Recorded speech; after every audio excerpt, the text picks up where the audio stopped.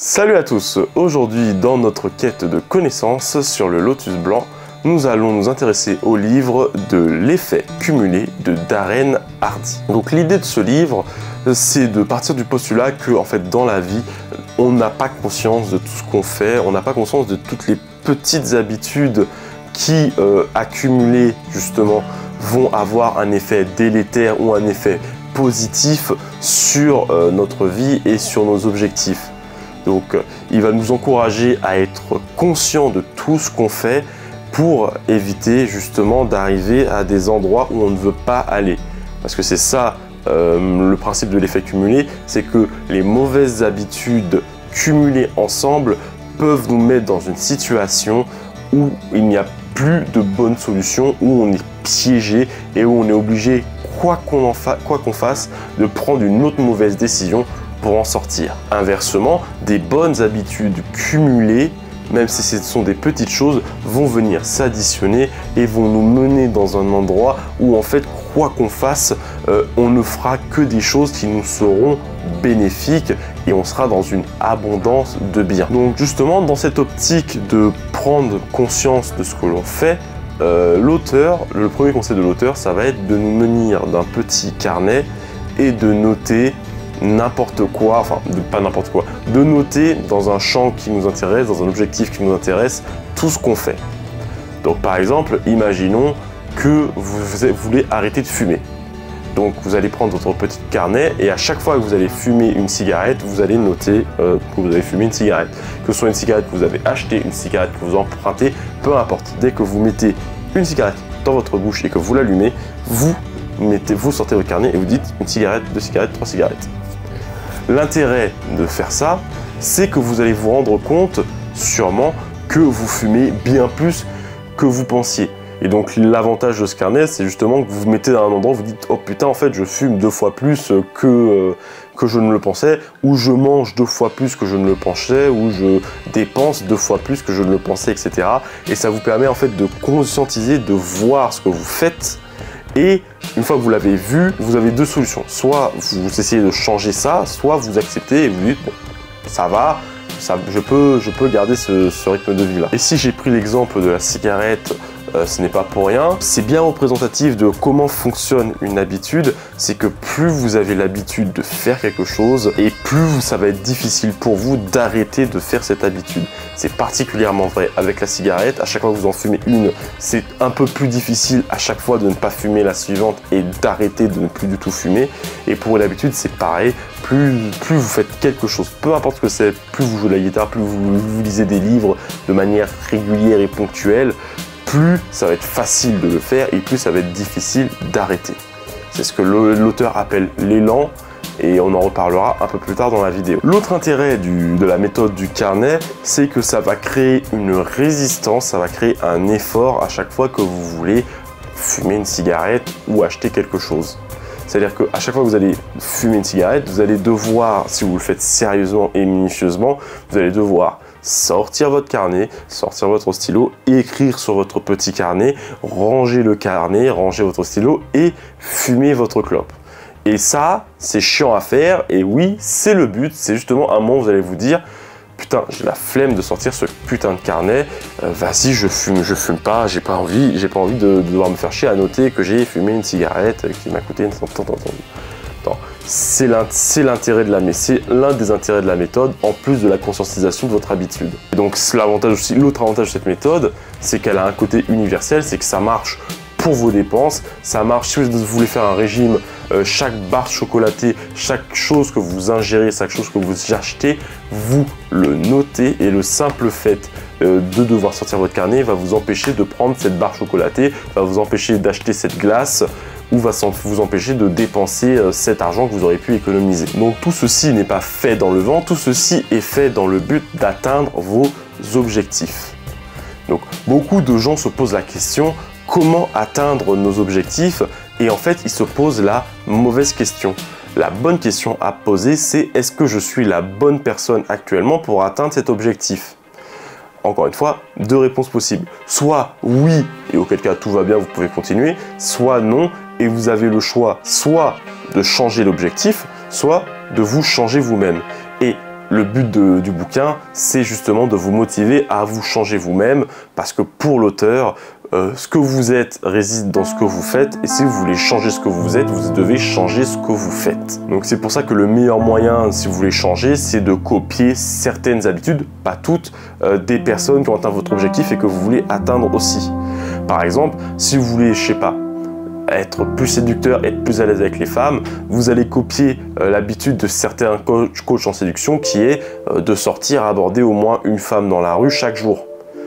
C'est tout con, hein. Si vous voulez être plus riche, peut-être que vous allez copier la méthode de Warren Buffett qui consiste à investir 10% ou qui consiste à économiser un certain taux tous les mois, tous les ans, etc. Dit comme ça peut paraître simple, ça peut même paraître évident et enfantin, mais honnêtement, combien de gens ici le font réellement? Combien de gens se disent ok, je vais copier ce mec là parce que ce mec là est millionnaire, il fait ci, ça, et du coup je vais faire ça. Qui le fait vraiment? Et encore une fois, ce concept là est applicable à peu près à n'importe quelle sphère de votre vie, que ce soit financier, social, que ce soit sportif ou des objectifs de santé. C'est l'avantage de ce bouquin et c'est sa grande force, c'est qu'il est très généraliste et va juste vous fournir des méthodes pour atteindre votre objectif. Et il va vous en fournir plusieurs et ça vous permet de faire du cherry picking, ça vous permet de choisir en fait quelle méthode est la plus appropriée pour vous. Donc une fois que vous avez compris comment fonctionnent vos habitudes, comment changer, comment prendre conscience et que vous avez établi quel modèle atteindre pour atteindre votre but, vous allez créer une routine qui est liée justement à votre objectif. Donc une routine, c'est quoi? Une routine, c'est simplement une habitude qui est englobée, qui est augmentée par de la discipline. Typiquement, faire du sport. Si vous voulez avoir un certain corps, des abdos, des pecs ou ce que vous voulez, vous allez devoir régulièrement faire du sport. Ça va devenir une habitude et pour continuer à avoir cette habitude, vous allez devoir être discipliné et vous fixer des horaires, vous fixer un programme et ça va être chiant, mais c'est ça le principe de la discipline. Pour établir votre routine, vous allez devoir vous baser sur votre objectif. C'est logique, mais c'est très facile de s'écarter de ça. Par exemple, je ne sais pas, pour reprendre l'exemple du sport, il peut être très facile de vouloir faire du sport, de vouloir être musclé, mais au lieu de s'entraîner comme un bodybuilder, dont le but c'est d'avoir de plus gros muscles, vous allez vous entraîner comme un powerlifter, dont le but est d'avoir plus de force, alors qu'à la base, vous vouliez juste avoir de plus gros muscles. Vous voyez, c'est facile de dévier, donc il faut être sûr que votre routine est bien adaptée à votre résultat, à votre objectif. Parce que si vous choisissez la mauvaise routine, vous allez avoir un résultat différent de votre objectif de base. Donc l'idée du livre, c'est de créer cette routine à un endroit, à un moment de la journée que l'on contrôle. Parce que dans la journée, dans une journée de travail, dans une journée de la vie de tous les jours, vous ne contrôlez pas forcément ce qui va vous arriver, vous ne contrôlez pas ce que votre patron va vous demander, vous ne contrôlez pas les besoins éventuels de votre famille. Et du coup, lui, ce que l'auteur a fait, c'est qu'il a fixé sa routine au début de la journée et à la fin de la journée. Donc très tôt le matin et très tard la nuit. Enfin, très tard le soir plutôt. Par exemple, si votre but, c'est d'être de meilleure humeur la journée ou d'avoir de meilleurs résultats, d'être plus énergique, vous avez tout intérêt à, le matin, faire une petite demi-heure de méditation et faire du sport qui va vous permettre de vous réveiller très vite et qui va vous donner de l'énergie sur tout le reste de la journée. Si vous avez un but de productivité ou si vous avez des objectifs professionnels à atteindre, il peut être intéressant le soir par exemple de faire votre to-do list pour le lendemain et aussi de faire un bilan sur les choses que vous avez faites dans la journée, les choses qui sont améliorées, les choses qui marchent, les choses qui ne marchent pas et les objectifs que vous vous êtes fixés, est-ce que vous avez réussi à les atteindre. Le principal dans une routine et le plus important, c'est d'être régulier. Parce que si vous avez des coupures, vous allez devoir reprendre du début comme si vous n'aviez jamais fait le travail avant. Et ça, si vous avez des coupures régulières, ça va vite vous fatiguer et vous allez être de moins en moins performant. Alors qu'au contraire, si vous êtes constant, régulier, ça va être de plus en plus facile de faire la chose comme on l'a vu dans le chapitre précédent. C'est le principe de l'inertie. Donc l'inertie, ce que l'auteur appelle l'élan, mais ce que moi j'appelle l'inertie parce que je suis un scientifique, donc autant se la péter un peu. En fait, c'est simple, c'est le fait que tout ce que vous commencez va être plus difficile au début. Vous allez devoir fournir plus d'efforts au début, plus d'énergie au début, mais si vous êtes régulier, que vous continuez de le faire encore et encore et encore de manière régulière et avec un bon investissement et vraiment que vous vous donnez pas forcément à fond, mais que vous avez des performances régulières, avec le temps, ça va devenir plus facile. De la même façon que c'est plus facile de fumer après chaque cigarette, à chaque fois que vous faites du sport, ça va devenir plus facile. À chaque fois que vous mangez sain, ça va être plus facile parce que vous vous habituerez et à un moment, tous ces comportements que vous avez vont rentrer dans votre inconscient. Vous allez le faire inconsciemment et vous n'allez plus avoir besoin de faire justement d'efforts conscients pour le faire. Et vous pourrez diriger votre attention vers d'autres choses, de nouvelles compétences à acquérir, de nouvelles choses à apprendre, de nouveaux efforts à faire. Bon, maintenant qu'on a dit à peu près tout ce qu'il y avait à savoir sur l'effet cumulé et comment le mettre en place, comment mettre en place ces habitudes, on va voir comment l'effet cumulé peut jouer contre nous et l'importance du mental. Donc, on va voir comment protéger son mental. Donc dans cette partie du livre, l'auteur nous explique comment l'effet cumulé peut jouer contre nous sans même qu'on s'en rende compte. Il va prendre l'exemple du bombardement médiatique que l'on subit. Et encore, à l'époque, il n'y avait pas TikTok. Donc de par leur nature, de par leur système, de par leur fonctionnement, les médias ont tout avantage à donner des informations sensationnalistes qui généralement sont des mauvaises nouvelles, qui marquent les esprits, et ils vont enchaîner les mauvaises nouvelles, les faits divers, etc. parce que ça cultive chez l'humain, chez les consommateurs, une sorte de curiosité morbide. Et la plupart des médias et des réseaux jouent dessus. Le problème, c'est que en tant que consommateur, ça va avoir un effet perverse sur notre psychisme et sur notre mental.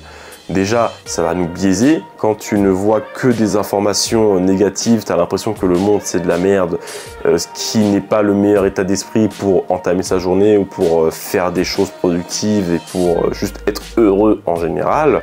Mais ça va aussi développer une sorte d'addiction aux mauvaises nouvelles, justement par rapport à cette curiosité morbide que je citais précédemment. On va vouloir savoir qu'est-ce qui s'est passé dans le monde, qu'est-ce qui s'est passé dans ce pays-là, est-ce que la mauvaise nouvelle qu'on avait entendue s'est résolue ou est-ce qu'elle s'est aggravée, etc., etc. Et ce phénomène-là nous prend du temps. On a donc tout intérêt pour notre mental et même pour notre productivité de réduire l'apport d'informations, de passer moins de temps sur les réseaux, moins de temps sur les médias et de revoir la façon dont on consomme des informations. Par exemple, soit en demandant nos infos à une personne qui elle les suit exclusivement et du coup ça nous évite nous de faire ce travail, soit en étant abonné à certaines newsletters ou à une chaîne précise qui se charge de faire un résumé des infos. Par exemple, Hugo Décrypte fait très bien ce travail-là. Dans la même idée de protection de notre mental, l'entourage joue un rôle clé. Vous connaissez sûrement cet adage qui dit que nous sommes la moyenne des 5 personnes que nous fréquentons le plus. Donc ça compte bien évidemment vos proches, vos amis, votre famille, mais ça compte également les médias, les podcasts et les acteurs que vous suivez, les influenceurs que vous suivez et les gens que vous suivez régulièrement sur n'importe quel réseau. Tous ces gens-là créent votre environnement mental et que vous le vouliez ou non, cet environnement va influer votre façon de penser et votre façon de faire certaines choses. C'est pour ça que, on va prendre l'exemple de la politique, même si j'ai pas ça, c'est pour ça que les gens qui ont des pensées plus de droite traînent avec des gens de droite et que les gens qui ont une pensée plus à gauche traînent avec des gens de gauche. Très résumé, très succinct, je veux pas parler, j'aime pas la politique, mais c'est un exemple que tout le monde comprend à peu près. Donc voilà, c'est un résumé un peu court du livre, un peu succinct. J'ai pas cité toutes les idées du bouquin parce que j'ai vraiment envie que vous le lisiez. Je trouve que c'est un très bon mode d'emploi, un très bon bouquin qui a de très bons concepts. Et justement, le côté mode d'emploi fait que c'est quelque chose qu'on peut relire encore et encore. Si on a un doute sur la méthode, sur ce qu'on fait, ça fait effet de guide, mais aussi de rappel. Si on ne fait pas de bonnes choses, ça donne des idées, etc. Donc je vous conseille vraiment d'acquérir ce livre. Il est disponible en livre audio, en livre normal. Donc, mais je vous le conseille surtout si vous avez des habitudes que vous voulez obtenir ou des habitudes que vous voulez éradiquer. C'est vraiment avec Atomic Habits, je trouve l'un des meilleurs livres à ce sujet. Et surtout que ça vous aide à comprendre que vraiment les petites choses qu'on fait peuvent, au bout de 10, 20 ans, 30 ans, comme les intérêts composés, avoir des impacts démentiels sur votre vie sans même que vous vous en rendiez compte. Donc c'est tout pour moi, j'espère que ça vous a plu. N'hésitez pas à vous abonner, mettre la cloche et laisser un pouce bleu, ça m'aide énormément. Mettez en commentaire le mot cumulé si vous êtes arrivé jusqu'ici. Et je vous dis à la semaine prochaine pour une autre vidéo. Peace.